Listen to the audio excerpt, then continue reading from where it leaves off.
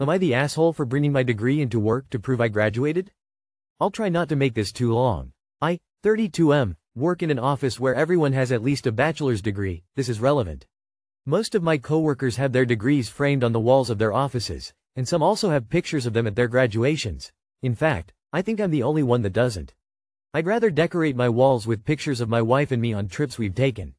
I also didn't even attend my college graduation, not much for ceremonies, so I don't have any cap and gown pictures, which has never bothered me.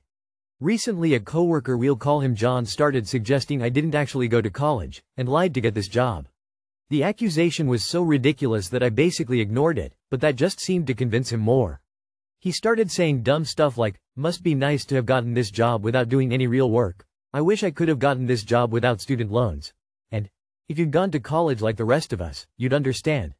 I tried ignoring him, thinking he probably just wanted to start drama, but eventually I could sense our other coworkers beginning to think John might be right since I wasn't really disputing it. I figured I'd just bring in my damn degree and put an end to it. Now, here's the thing. I did really well in school, enough that I graduated with a first-class honors, which my diploma says. I've never mentioned this to anyone at work because it didn't feel that important. The degree itself is what matters. However, when I brought my diploma in, my coworkers really focused on the first-class honors thing. I kinda became the hotshot of the office that day, which was weird. My boss insisted I add it to my wall, saying it looked good for the company. My coworkers then began teasing John about the whole thing, pointing out that his degree doesn't say anything about honors, and saying it was a dumb accusation.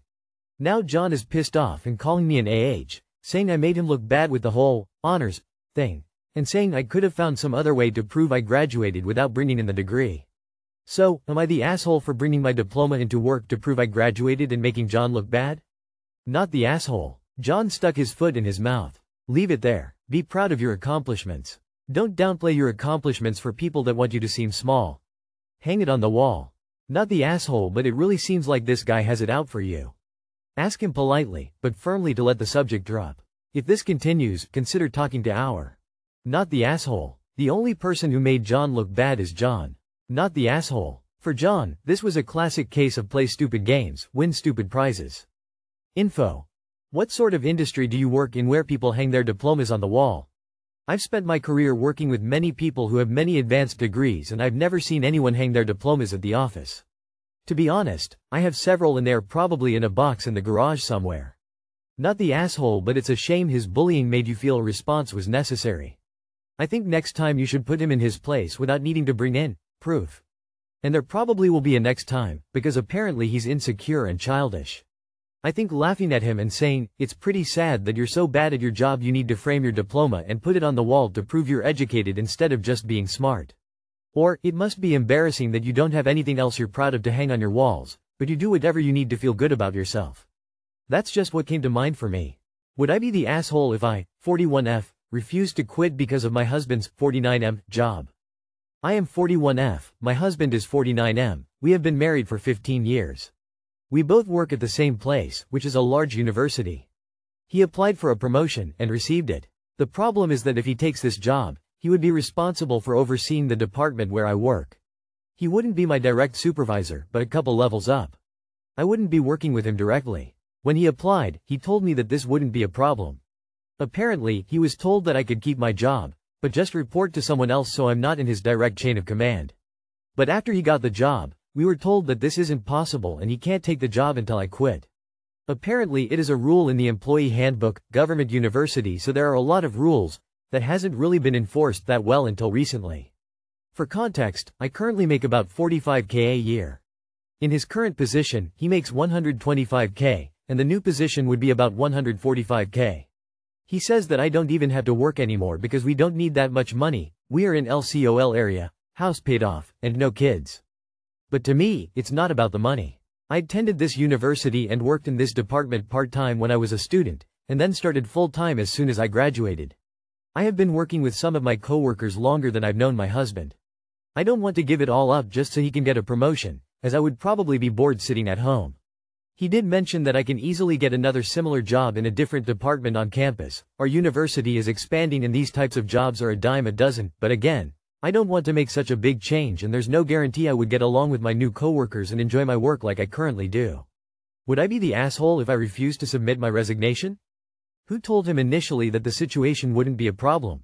I don't think that him turning down the promotion should affect future promotions because he was given incorrect information, and if he'd had the correct information he might not have even applied, or at very least the conversation with you could have happened earlier. The fault for this situation lies either with the person who gave him the wrong info, if it was someone who was in the position to make that call, or for your husband for not getting the reporting chain thing properly confirmed and making his application conditional on that being the case. But you're not the asshole for wanting to keep your job. It's not about the money. The job is more than just money to you. Seek more information from the university. See what they can do to help you both out. You guys sound like ideal employees and they should want to retain you both. How they respond may make you feel better about a lateral transfer or leaving them entirely. Best wishes and good luck. Approach this as a team. Info. If he doesn't take the promotion, can your husband just keep the same job he has now? Nah, I think there are reasonable arguments to be made on both sides. One of you is going to have to compromise. Personally, I'd err slightly on his side given you said you can easily get a similar job in a different department. But others might disagree. I worked at a university and saw several couples who both worked there. They all understood that in that situation there will be times when one will follow the other. The key is to make an appropriate job for the following spouse part of the deal. Universities know this and they know how to sweeten a deal with perks for the spouse. Saying this because it's possible for them to work with you to find a department where you are comfortable as long as you give them a chance and they want your spouse badly enough. Union representative for a post-secondary institution here, go to your union. Your husband was promised something and you deserve better than what they are throwing at you. At the bare minimum, your union should be able to help you get a transfer to a different department. Am I the asshole for refusing to pay for my girlfriend's birthday dinner? So it was my girlfriend's birthday last week and she decided to have a birthday dinner over the weekend and invited her friends and some family that lived nearby. It was a good time and we all thoroughly enjoyed ourselves. At the end of the night it came time to pay the bill and everyone just started to pack up and leave. I thought they forgot about the bill so I called them all back, but my girlfriend said that I should let them go. So I stupidly thought she had saved up to pay the bill. But no, she expected me to pay it. She said that I easily make more than anyone there and I should just cover it as a birthday gift. She said this like it was a small bill. The bill, translating to USD, was $550. Obviously a lot of money. This is so much money. Most of the cost was alcohol, which I had one glass of wine because I still had to drive. So I said no, paid for my share and my girlfriend and the tip and left. That really soured my mood. When we got back to my place my girlfriend was a bit tipsy and wanted to stay up, but I just said I was tired and went to bed. I avoided her on Sunday and I woke up early before her to go to the office today and have just been ignoring her messages. Some of our friends are saying I shouldn't be mad because it's not even that much for me because I make, translated to USD, a six-figure salary. I still don't think it was fair to spring that on me though. The thing is, I wouldn't have had a problem had she just asked. But the fact that she made it a surprise just irked me. I'm thinking that perhaps I'm too caught up on the principle of the issue rather than the actions themselves. Agent. I didn't let the other guests leave before paying. Not the asshole, but this again. I wish I could tell everyone in the world before a group dinner. Make sure you know what the plans are for the check. Your girlfriend was the asshole for not discussing this with you prior and just expecting you to go along. You need to stop avoiding her, sit down, and discuss your boundaries, whatever they may be, in regard to her expectations towards your finances and how, if, when she is allowed to avail herself of them, especially without your prior consent. Not the asshole. A low six-figure salary isn't that much in this day and age, and $550 for a dinner is a ton of money, no matter how much you make. It sounds like you need to find yourself a set of friends who don't view you as a goldmine just because you happen to have a good job.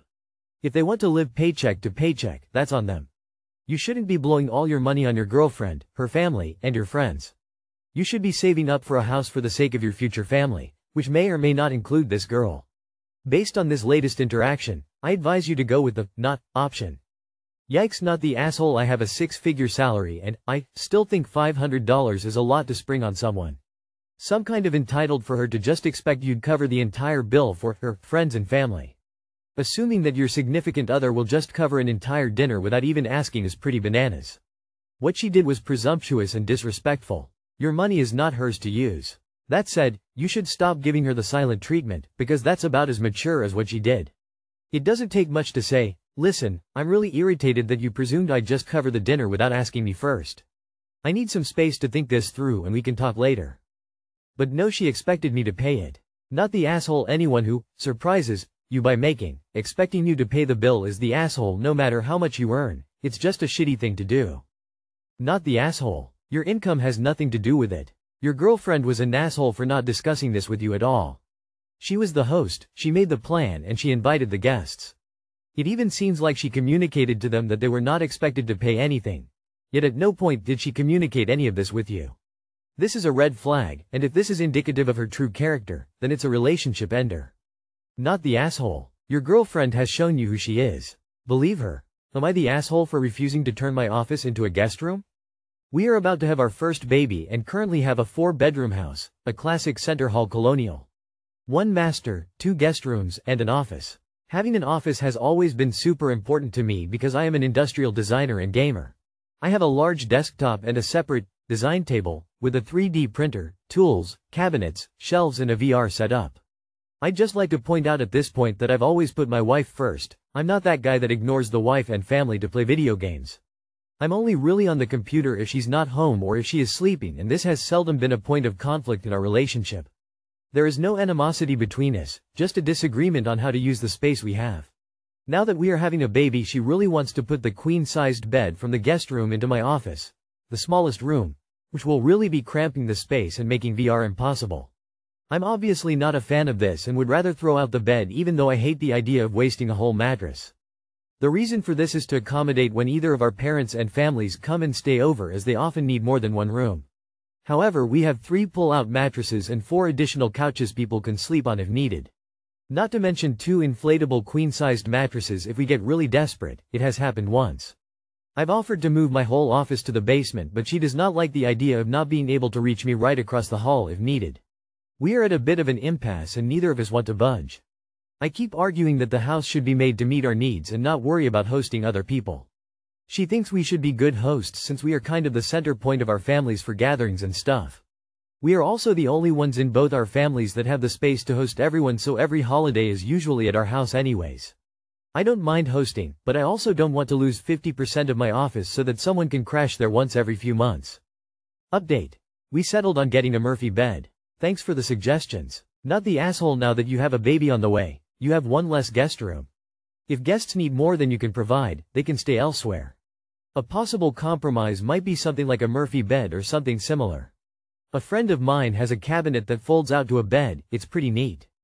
Not the asshole. My argument would be that the space should be allocated based on the 95% usage, not the 5% usage. The 5% can take the less than accommodations. If you didn't use your office, then that argument would be out, but since you do, it'd stand up. Info. If the basement is an option for your office, can't it be an option for a guest room instead? Edit. My question still stands, but not the asshole either way. Sounds like you offered plenty of compromises. Nah. The reason for this is to accommodate when either of our parents and families come and stay over, as they often need more than 1 room. You do not need that many people staying under your roof. Hotels exist for a reason. 2 guest rooms is a luxury for people with more space than they know what to do with. That is no longer your household. Your wife seems to find the opinion of others very important. Furthermore, she just finds reasons why her solution must be the only one. I'm with you. You guys live in the house. Guests are only there for a few times a year. They get free housing, free food and good company. They do not expect a private Hilton suite. Not the asshole. Stop reasoning, arguing. This is not about the reasons or arguments, it is about something else. Not the asshole. You have 2 guest rooms, and presumably some sofas, already. And you can throw a camping stretcher or similar in the office when needed. But to permanently change your office space is not cool. Your own space and autonomy is important.